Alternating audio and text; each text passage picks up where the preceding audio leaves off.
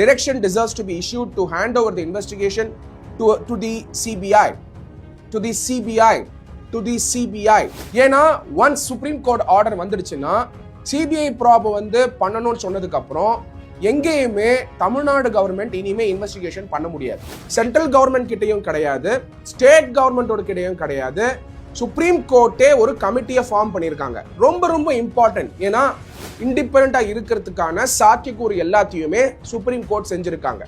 இதுல முக்கியமா பாத்தீங்கன்னா கமிட்டியோட ஹெட்டா லார்ட்ஷிப் ஜஸ்டிஸ் அஜய் ரோஸ்தகி அவர்கள் அப்பாயிண்ட் ஆயிருக்காரு. அந்த பக்கம் பாத்தீங்கன்னா டிஎம்கே சார்ந்து இருக்கக்கூடிய செந்தில் பாலாஜி பாத்தீங்கன்னா கிளியரா உட்கார்ந்துகிட்டு இந்த இடத்துல இது நடந்தது, இந்த இடத்துல அது நடந்ததுன்னு சொல்லும் பொழுது விஜய் ஏன் பேசல, கரூருக்கு போய் பார்த்தாரா அப்படின்னு சொல்லி ப்ரொவோக் பண்ண ஸ்ட்ராட்டஜியை நம்ம பார்க்க முடிஞ்சது. அதனால தமிழக வெற்றி கழகம் இன்னைக்கு வெற்றி வாகையை சூடியிருக்காங்க.